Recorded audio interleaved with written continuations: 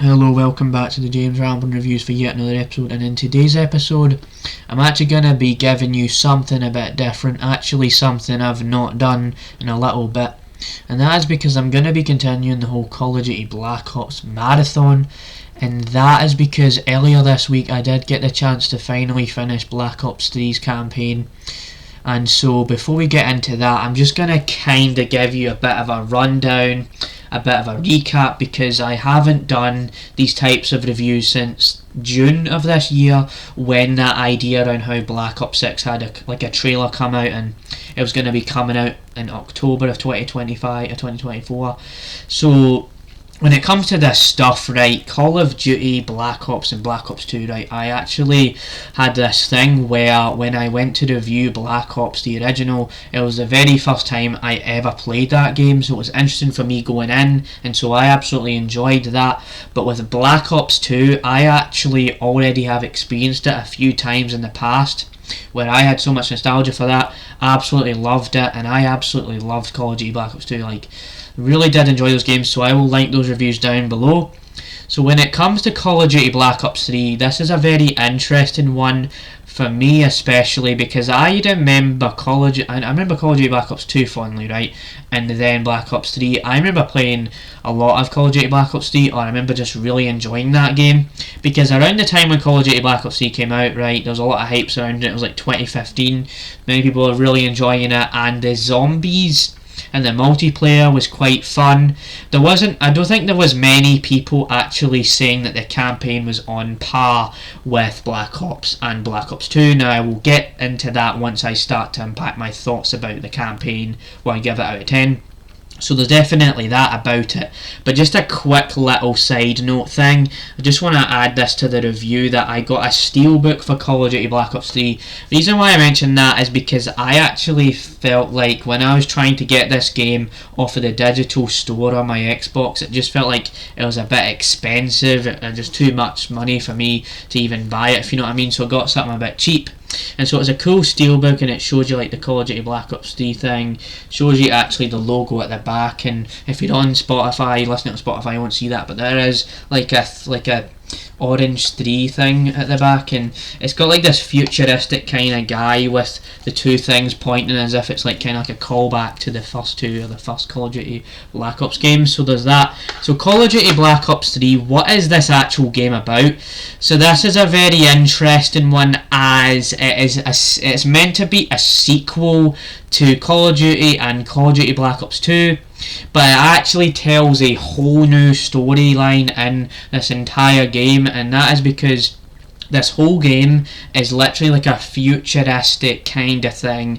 It's set like in the 2000, like, you know, like you had 2025 with Nuketown. I think it's set in the 2060s or something. It's like way into the distant future. So you play as this character where it's like this avatar kind of thing. You get to choose if it's a male or a female, and you choose the face. And so you get that, and you get to see stuff like, there's this one character called Hendrix. It's one of your guys that you play alongside with in the missions. There's also this guy called Taylor, and so the Taylor guy is a big part of the story, and so there's definitely that about it, and it's a lot of like futuristic stuff, and it's still kind of like that gameplay where you're shooting something in first person. This time you're actually shooting robots, and then you're in these futuristic environments. You learn a bunch of these new skills, these futuristic like robot punching skills, and how to use drones. There's a lot of that stuff in this game, so there's definitely that about it. And Taylor is definitely like, Taylor is meant to be like the antagonist of this game, but it is kind of interesting because there are points in the beginning of the campaign, I want to say, where the guy just goes like, terrain goes boom kind of thing, and that's kind of weird about it. So I'm going to kind of start to unpack my thoughts on the actual campaign now. So I've built up this whole thing throughout this video right here. So the Call of Duty Black Ops 3 campaign is quite a weird campaign, I'm not gonna lie, man. Like, when I started to replay this game, and I really don't know if I ever finished this campaign, but now that I know what happens, I'm just bewildered throughout this entire experience. And the reason why I say this is because the game has a story, right? It has a narrative. You do these missions, you do all this stuff.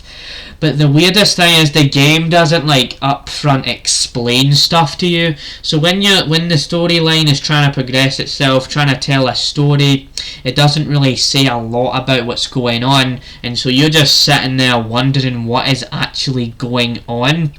And so the weirdest thing is like you have the avatar thing, and the biggest thing about that is you have the avatar, and it is quite hard to explain what's going on. But I would say that the actual gameplay, like, it is a lot of fun, and the acting and the voice acting in this game is very strange. It feels like you're playing a cheesy Michael Bay movie. Like, I know a lot of Call of Duty games are like kind of fun, cheesy Michael Bay, you know, the war propaganda made up stuff, but this game definitely takes the Call of Duty Black Ops kind of thing and changes it to where it's a bit more futuristic, and so that's what I would say about the game. So it is a lot of fun, and it is a very, very confusing campaign, and I have even tried to watch videos of people trying to explain this stuff, because it is quite a weird campaign where the storyline isn't really explained, and when you get to the end of the game, it just feels really weird once you finish it. I was like, oh, it's futuristic stuff, or there's things going on here, there's things going on there, and so out of 10, I would give this game I would give it like a 6 or a 7 out of 10, because the gameplay is so fun, the story is just so weird, and there's a lot of weird stuff about it, and it's just a lot of futuristic mumbo jumbo that doesn't really add up unless you really read into it and watch tons of deep dives on it or something like that. So that is this review. This is a different approach to the James Ramblin reviews than you would expect. Not done one of these reviews in a while, so stay tuned for more like this, and maybe in September or October, closer to Black Ops 6 releasing, I will do my review of Call of Duty Black Ops Cold War. So hope you enjoyed this review, and stay tuned for more like it. So yeah, bye. Black Ops 3, what did you think about the campaign? Let me know down below. So yeah, bye.